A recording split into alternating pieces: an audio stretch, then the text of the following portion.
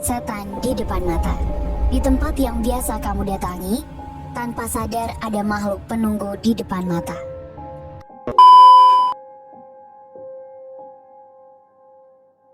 Jadi Moibi, cerita kali ini gue dapet dari temennya temen gue yang nyaksiin sendiri kejadian yang gue bakal ceritain sekarang. Sekitar tahun 2020 kemarin, pas zaman-zamannya COVID-19 di Jakarta, ada satu karyawan, kita sebut aja namanya Yogi. Umurnya seumuran kita lah, kayak masih sekitar 23-25 tahun. Sehari-hari kegiatannya dia tuh ke kantor, terus pulang main sama teman-teman tongkrongannya. Nah, karena lagi COVID, jadi gajinya dia tuh dipotong 50% sama kantor. Padahal dia tuh kerjanya tetap full WFO, tapi tetap kena potong. 50% kan lumayan banget ya, Moibi. Kesel banget lah si Yogi ini. Mana pas COVID kemarin tuh buat pindah dan nyari kerja kan juga sulit ya hitungannya.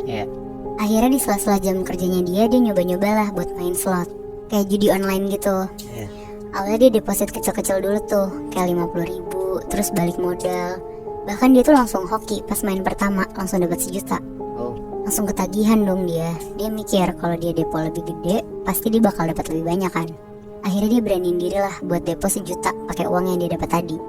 Tapi bukannya makin untung, 1 juta itu tuh lenyap dalam waktu sejam dia main.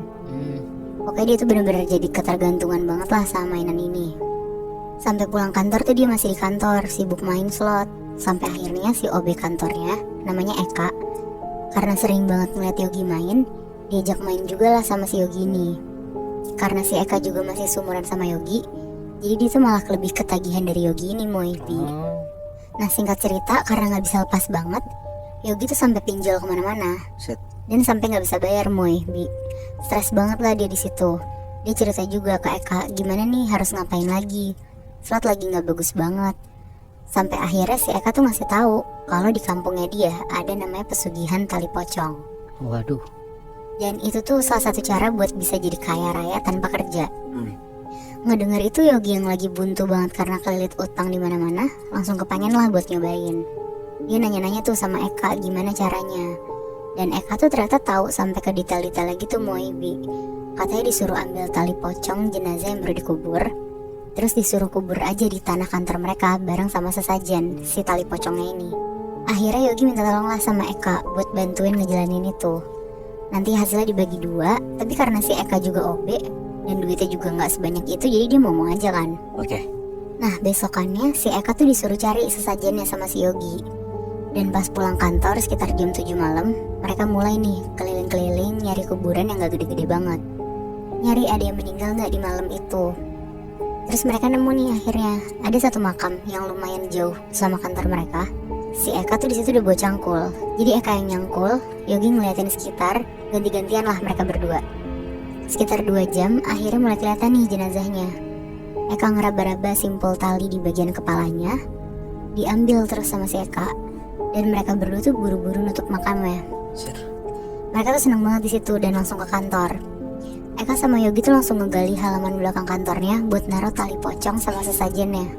Ini bener-bener cuma berdua dan cepet banget gitu. Iya bener Bi. Wow. Karena mereka capek banget abis ngegali makam, mereka tidur-tiduran dulu nih di sofa kantor. Sambil Eka tuh bikin indomie dulu buat mereka berdua. Padahal ya itu udah lumayan malam lah, kayak jam 10-an. Si Yogi sambil mikir, kapan ya ini hasilnya? Tapi Eka tuh bilang, jangan dipikirin bang, nanti tahu-tahu ada aja dah. Singkat cerita mereka makan, terus kekenyangan dan ketiduran tuh. Posisinya Yogi tuh tiduran di sofa, Eka tiduran di karpet bawah sofa. Depannya mereka tuh jadinya TV, sambil ada suara TV juga nyala. Eka yang tadi tidur serlentang tuh ganti posisi, jadi miring ke arah TV. Sambil gesturnya tuh kayak ngambil guling dan make guling. Tapi Eka sambil merem dan tidur tuh mikir, lah kok ada guling ya? Akhirnya dia melek lah. Dan pas dia melek, muka Eka tuh hadap-hadapan sama pocong yang lagi melotot. Wah anjing. Eka tuh langsung teriak, di situ dia ngelempar guling itu, terus langsung ngadep belakang lah buat bangunin Yogi. Yogi langsung kebangun akhirnya. Eka mau kasih lihat pocong yang ada di belakangnya dia kan ke Yogi.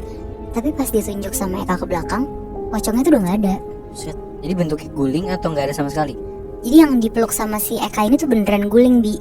Dia lempar, tapi pas dia balik ke belakang mau ngasih tau Yogi, pas balik lagi mau ngasih tahu balik badan lagi ke arah TV, udah gak ada guling itu. Oh berarti emang gulingnya gak ada dong? Emang gak ada guling? Ya kan gak make sense juga kan ada guling di kantor gitu. Iya kan? bener. Karena Yogi juga kaget itu udah jam 12 malam, akhirnya Yogi bilang lah ke Eka kalau dia tuh mau pulang.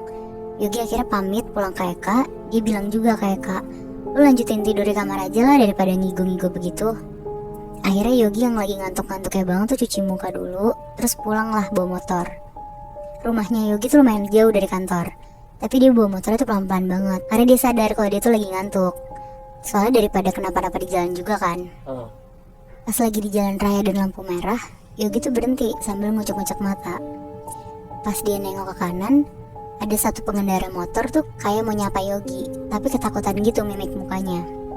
Akhirnya disapa aja lah sama Yogi, "Mas." Tapi si pengendara motor ini tuh bukannya nyapa balik, malah ngegas nerobos lampu merah. Yogi bingung banget lah, kenapa sih kayak lihat setan aja dalam hatinya tuh kayak gitu. Akhirnya dia kena lampu merah kedua tuh.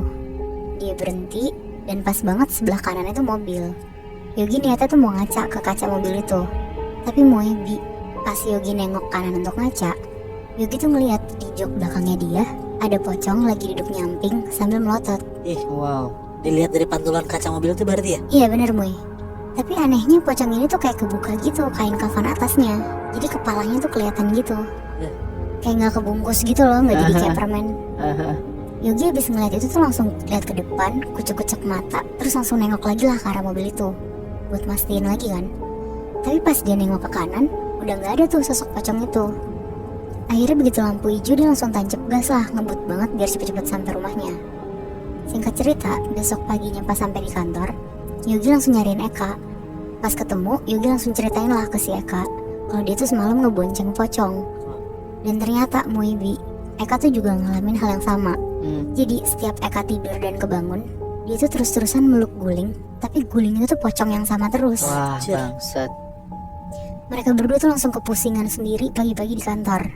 Yogi tuh sempat kepikiran untuk balikin tali pocong ini tuh ke makam kemarin. Tapi Eka bilang, dia juga udah gak berani buat balikin itu. Akhirnya seharian Yogi bener-bener kepikiran lah sampai gak fokus kerja. Kayak jadi orang yang parnoan gitu Moebi. Iyalah, pasti dia takut banget ntar malam bakal didatengin lagi kan? Iya bener Bi. Sampai akhirnya sekitar jam 5 sore, pas lagi hujan deras, Yogi tuh mau ke pantry. Dia mau nyeduh kopi panas dulu biar fokus. Turun tangga lah dia, karena pantry-nya tuh ada di paling bawah. Pas dia turun, jadi di bawah tangga paling bawah tuh ada toilet. Yogi tuh dengar di situ, dari dalam toilet itu tuh kayak ada suara laki-laki, kayak teriak-teriak minta tolong. Yogi ngira itu tuh temennya kan kekunci. Akhirnya buru-buru lah dia turun tangga lari ke depan toilet itu. Pas dia ketok-ketok tuh nggak ada suara apa-apa. Akhirnya dia nyobalah buka gagang pintunya. Ternyata nggak dikunci pintunya. Langsung masuklah Yogi dengan muka paniknya. Tapi anehnya tuh nggak ada siapa-siapa. Pas Yogi muter badan untuk balik lagi ke pantry, kayak ada yang narik bajunya Yogi sampai Yogi tuh jatuh ke dalam toilet itu. Wow.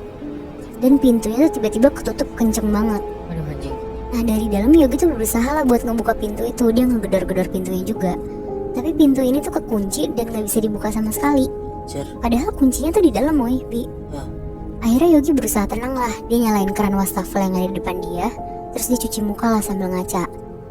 Pas dia lagi merem sambil ngusap mukanya, otomatis kan dia melek ya abis diusap.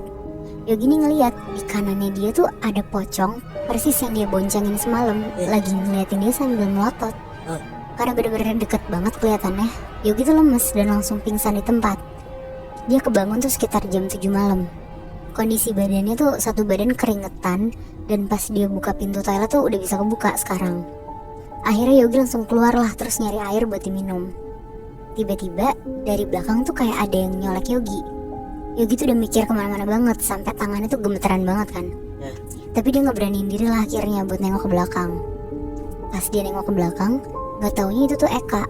Eka tuh mukanya lagi panik banget dan bilang, Bang, kayaknya kita balikin aja deh tali pocong ini. Gue udah gak kuat bang. Tadi gue mandi, di belakang gue ada pocong itu lagi bang. Akhirnya mereka berdua di malam itu tuh bener-bener langsung ngegali halaman belakang kantor buat ngambil tali pocong itu. Niatnya tuh buat ngebalikin ke tempat semula kan, di makam itu.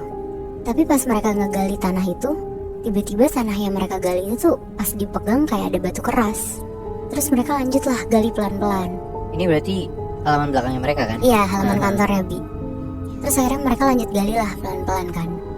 Tapi pas dilihat, itu tuh ternyata ada sosok kepala pocong si mayat itu. Waduh, Akhirnya mereka berdua teriak dan lari kenceng banget keluar dari kantor itu. anjir nggak jadi dibalikin dong berarti. Nah itu dia, soalnya mereka berdua kan keburu kabur ya Bi. Heeh. Dan gue mikirnya kan dia ngikutin pesugihan biar dapat uang kan. Iya, Dia pun juga belum dapat uang sama sekali kan, Nat. belum sama sekali Moy, malah diganggu terus sama sosok mayat yang dia ambil tali pocongnya itu. Anjing. Terus Yogi sekarang gimana, Nat? Wah gue nggak tahu sih Bi, temen gue cuma cerita sampai situ doang. Jadi gue nggak tahu nih sampai sekarang Yogi tuh gimana.